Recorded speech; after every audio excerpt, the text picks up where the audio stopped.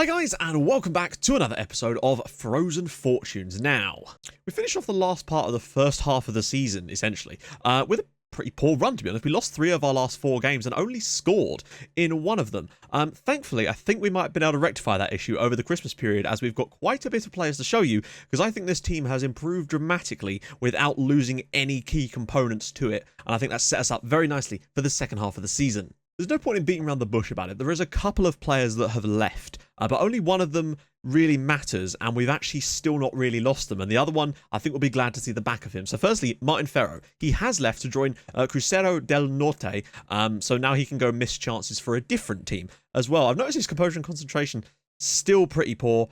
He's played 2 games for them, not scored a goal. Not a huge surprise there. So Ferrer is gone and off the wage bill, most importantly. The other player who has left, but sort of hasn't left, is Alejandro Perez. Teams were coming in left, right and centre trying to get this guy, and I can understand why. He's got that professional personality, and he's still only 18 years old, is Spanish, and he has improved a great deal this year. And I think it really does go to show that giving these players time, if they've got the potential and a decent personality, the professional players within our team seem to be just improving at an alarming rate.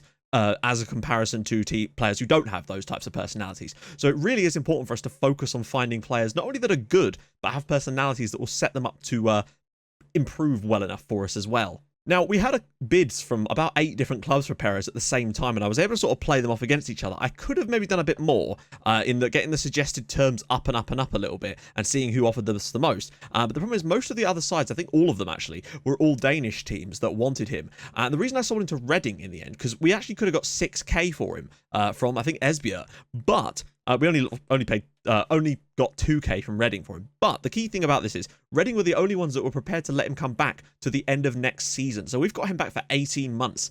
He'll be 20 by the time he leaves us, and he could be seriously good in that period as well. And that's awesome for me. But more importantly, we've got the 50% of next sale fee clause too. And with Reading being an English club, say they got promoted to the Premier League, they'd have lots of money, and we might well, if he turns out to be amazing, be able to get a decent amount of money for a player who's playing for a club with more prestige. That's the theory anyway, and maybe they'll buy him out of that clause later down the line anyway. Now, I promised you reinforcements, and that is exactly what we have gone and got ourselves. This is Mariano Bravo. He is a 5'10" target man type of advanced forward striker, basically.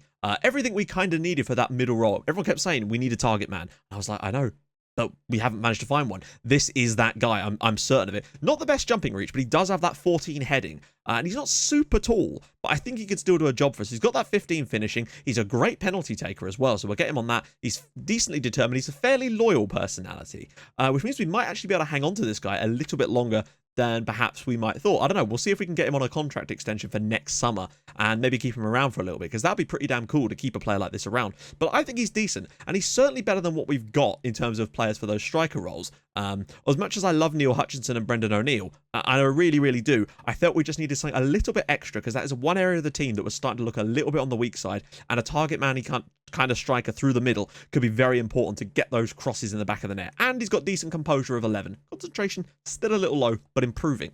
Slight note as well that Shishi is going to be leaving at the end of the summer, but not the end of the summer, at the start of the summer. We always knew that was going to be the case. These players just never stick around for very long with us at the moment. He's joining Kurga, which is an interesting one, because I don't think they'll be in the top flight next year, and we might be. So he may well have just signed his own death warrant in that sense, in that he might well be playing in this division again next year, just with a different team. But he was clearly sought after because he signed a pre-contract deal in January, essentially. So yeah, he's going to be gone at the end of the season. But as long as we can get another sort of 10 amazing performances out of him this year, he could be the key to us going up this year. So I will happily let him move on if that's what he wants.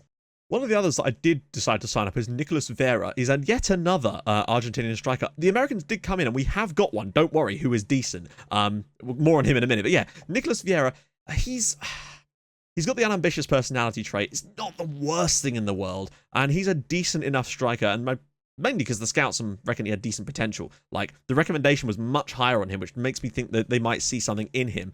I do worry there's a touch of the Pharaohs about him, but I think he might be slightly better than that, even though the finishing isn't quite there. We'll have to see. I feel like he's a decent striker, and a decent one at least, just to give us a bit more depth in the striking position, say we get injuries and whatnot, and we can rotate a little bit more, which we might need to do. This is Ariel Miranda, and look at this, guys. Look at this. He is completely comfortable as a wing back on support. Crossing and dribbling aren't amazing, but he is also fairly determined, which pleases me.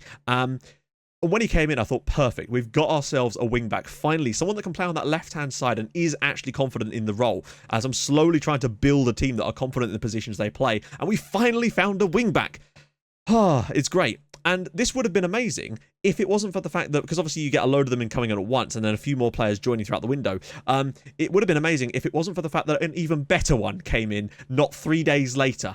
But I had to sign this guy up in case we lost him. So now we've got 2 wing backs. In fact, maybe even 3 or 4 if you include Danny Lopez and Oli Betza. That wing position is certainly depth. And this is him. This is Carl Rogers, an American. And I gotta be honest, when I first saw it, he has got the most NASCAR driver name in the world. It's brilliant. We might as well call him Carl Rogers Jr. He's fairly professional, which is the personality that I was very excited about. Decent decisions, determinations, good crossing, dribbling's not too bad, marking, passing, technique. So many things I like about this guy. His positioning is decent, his teamwork, vision. Look at his physicals as well. Jumping reach is amazing. He's 6'4". He's like Mascutsa, but on the left-hand side of things. Heading isn't bad either. He is just an absolute beast and is, again, comfortable in that left wing-back position. So, yeah, I think Carl Rogers Jr., and we're going to give him the nickname in a minute, and Miranda are certainly going to be able to give us a lot more depth in that position. So I feel like we've certainly improved. And finally, yes, that's right, there was one more. This is Aldo Seifi, which is a cool name for an Argentinian. 6'1", centre-back, professional personality. Heading, not amazing. Jumping reach, not amazing. That is his weaknesses, but he's got good marking, good tackling. Feels like another Alejandro Perez type of player. Solid enough passing. Lots of blues in other areas. His leadership is very high. Decisions, determinations. I feel like he's definitely got something. There's just some stats that I'm not entirely sure about, but he's got the height. He's at least 6'1". He's not super tall, but he's not super short either. And I'm sure we can train him in those positions. And the fact that he's got a professional personality fills me with confidence like no end. And we kind of needed that because Carrizo was looking shocking during some of those last games. And our back four's now starting to look a little bit more back 5, back 3, whatever, looking a little bit more solid. We're playing Aarhus today. We've never lost to them in any game that we've played against them, and we've put 13 goals past them in 5 games. We've actually won our last 4 consecutive matches against them, which bodes well, albeit only one of them was away from home in that period. But we have to come and win today. This is a key match. Both of these games today are must win. I know we've got some home games afterwards, and it's not the end of the world if we don't, but I feel like if we can win both of these games, it's going to put us in a hell of a position to go and win this league now with this new squad. So for the team for today, I'm not going to start Vera. I need to pick a bench first, actually, what we're doing here. Unpick positions. It'll probably put him on the bench. So, yeah, Gardner, Bravo, St. Brendan, of course, in the middle, Shishi and Anor. We're going to keep him on the Metzala for now. Mascutsa and Carl Rogers Jr. at left back, Seifi, Augustin, and Perez at the back with Garcia in behind. On the bench, Kovacic, Betza, Diamosa, Arce, who's back from his loan spell now, although he'll probably leave fairly soon anyway. Miranda, Thorstensen, and Nicolas Vera. The squad looks better, as does the bench. The bench has got so much more strength with Miranda and Vera on the bench positions, and the overall team is just looking so much better. Look at the suitability for roles. It's so much better than what it was before. Rogers is there. Mascutsa, I think over time might get better, but at least we've got someone who is confident in that role, and hopefully the star ratings alone are just so much more... Oh, they're juicy. Right, let's get going. So, question of the day, and today's question is this. Who do you think will win the Golden Boot at this summer's World Cup? It'd be really easy for me to say someone from a massive nation. Is Gardner through already here? Sorry about this, guys. You could maybe pull this back for someone. My goodness, yeah. I think it might be someone from it could well be someone like Mo Salah. I know that Egypt probably won't go that far, but he's quite capable of scoring goals in games regardless of how far Egypt go. They could lose every game 4-2 and he could get 6 goals. It's just one of those things. He's that good of a player. So I would love it to be someone like Salah, someone from a sort of a lesser nation perhaps. So yeah, I'm going to put my bet on Mo Salah. See what else happens, of course. So yeah, what do you think? Who do you think will be the top scorer at this year's World Cup? My goodness, what a long-range strike that is. Let me know in the comments, and if you have any ideas for a question of the day, drop those in the comments too with the hashtag QOTD. Aarhus have started incredibly well for so far in this match. Shishi, Sommer, Kirk, Fimbergarson, Pettersson, back post, headed away. This is remarkably strong from them. Opening 6 minutes, they've been putting a lot of pressure on us, and we've not really got near them. I'm not entirely sure why. Hedval. Hopefully, once we can get a foot on the ball and try to get a bit of a foothold in this game, then we should be fine. Augustin, ball over the top. Bravo's through. Oh, what a chance. That's the sort of chance that you need to be burying. Is that actually... Yes, he was onside. Bravo should have had his first goal for us there, right there. Garcia We've got to use the width that we've got against these guys. Our wingers are going to have a field day. Brendan O'Neill's through. He needs to find a cross, really. Can he pick one out? Bravo! And he does score. It's Mariano Bravo, 14 minutes into his debut for the club. Brendan O'Neill sets him up, and Bravo with the goal. I thought about starting Vera today, but Brendan O'Neill's done so well this season, and he's just created so many goals. I just want to see what he does. You know, this is a great ball in. I think it might even be a header from Bravo. Yes, it is a great header, and that's what we wanted from a player with good heading. 1-0 to B67. They're completing a lot of crosses. Right, here we go. Bravo. Into the middle for Brendan O'Neill. Just hold that ball up, St. Brendan. Do what you do. Slip it. Oh, hello. Peterson could be gone here. Oh, I was hoping that was going to be a second yellow card for Peterson. It looked like it probably should have been a foul. Well, it certainly was a foul, but it should have been a yellow card, really. Well, Scootster into the channel for Brendan O'Neill. Here we go again. It's counter-attacking time. Mariano Bravo's through again, and it's 2-0 to B67. Mariano Bravo, I think we might have found our new hero. There we go, 2-0, comfortable stuff, lovely old job.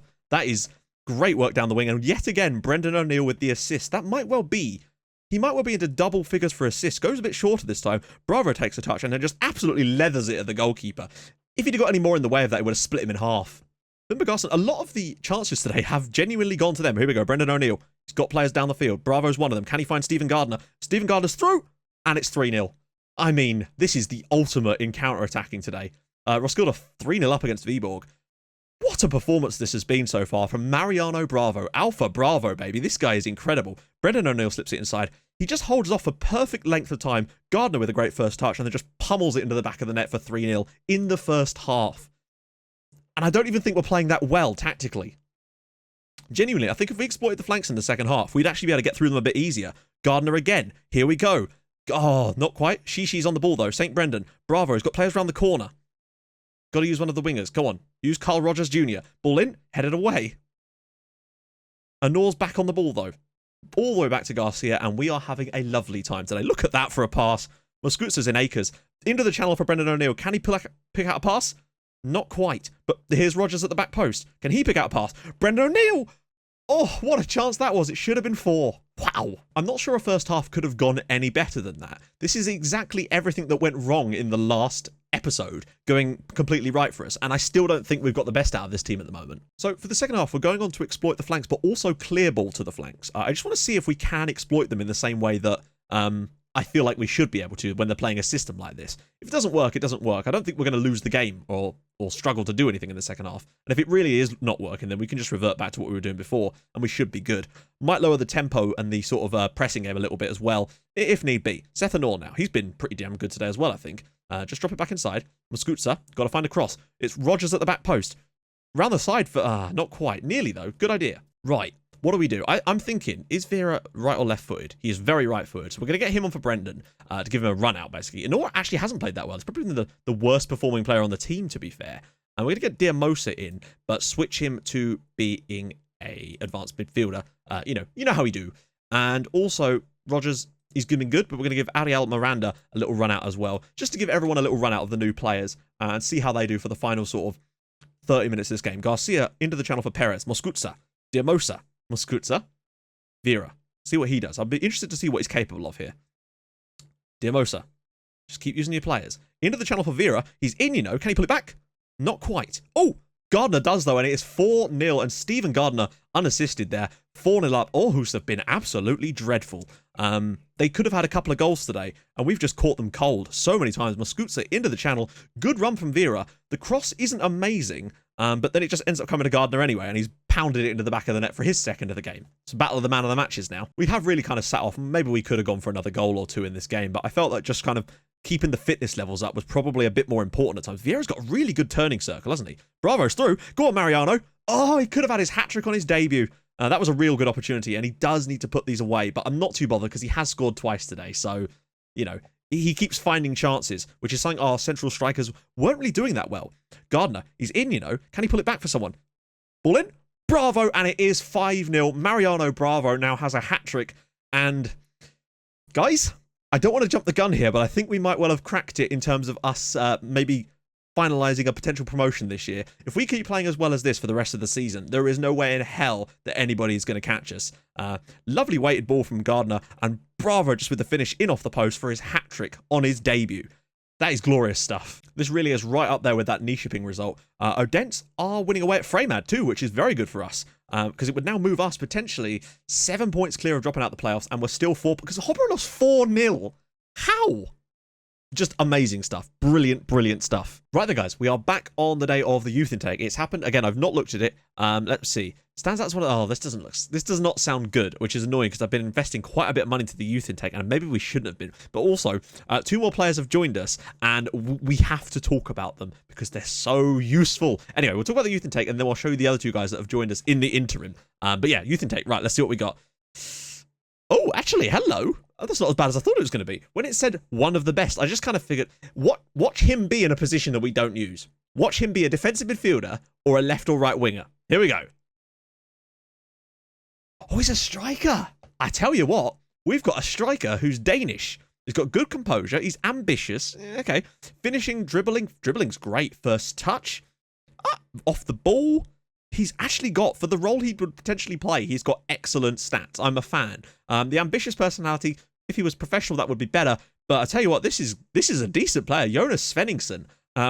It's good to have a Danish player come through that's actually going to be decent for us. I'm really pleased with that. He's also got the consistency pro, which someone said to me is a very important one to have. Something that Brendan has now, anyway. certainly seems to these days. So yeah, I'm pretty certain that's probably our best. So our past against Vencisl is a little bit mixed, although recently it's been much better with 7 points against them in our last 3 games. Particularly, I mean, away from home, we did beat them. Well, actually, no, have we ever beaten them away from home? No, we've actually never beaten Vencisl away from home, which is a little bit of a worry. Hopefully we can put that to rest today, though. That's the plan, anyway. Now, the other thing I wanted to mention is that 2 players have come in and joined us. The first of which is Salim Basquez. He's got all the vowels in his name. Now, the reason I'm excited about him isn't because he's amazing, although he does have decent enough. He's 6'3", decent heading, decent marking, tackling a little on the low side. Great jumping reach, though. He's light-hearted, so that's not amazing for us. But it's the fact that he doesn't require a work permit. I have already signed him up to a contract. Because for some reason, Reunion Islands, I guess, because of the French connection maybe, I don't know, or the Cotonou agreement, don't count as non-EU, so we don't have to give him silly money to keep him at the club. So perfect, and he's a great backup as a centre-back. I'm a fan of that so far. And then, as luck would have it, the exact same thing happened again with Nicolas Roland, when I thought, well, he's clearly Canadian. Why doesn't he need a work permit? Well, I'll tell you, because apparently he's Polish. Don't know why, don't care, because he's, again, pretty solid, 6'2", decent enough jumping reach. Heading isn't amazing, but that marking and tackling. We've got yet another decent centre-back. I have applied for a contract for him, but he's not said yes yet. He's already got under 20 caps for Canada.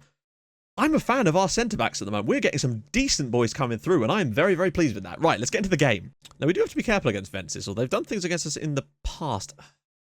Pile on the misery? Okay, well, Gardner seemed to like it, so, hey, good. While we're at it, we're just gonna just mess around with this a tiny little bit. Carl Rogers Jr. From now on, that is you, mate. I know it will show his full name above his shirt, but I don't even care. Right then, let's get Guan in. See if Mariano Bravo can do just as well as he did. Oh, he's still showing Rogers. That's interesting. I wonder why it shows St. Brendan, but not Carl Rogers Jr. That's an interesting one. Muskutsa. If we can win this game, we'll be in an excellent position for... Oh, don't be doing that, Rogers. In an excellent position to go on and win this league. I genuinely feel like with 3 home games coming up against winnable teams, there's a real opportunity for us to start to pull away. Particularly if the others start dropping points, as they are well known to do.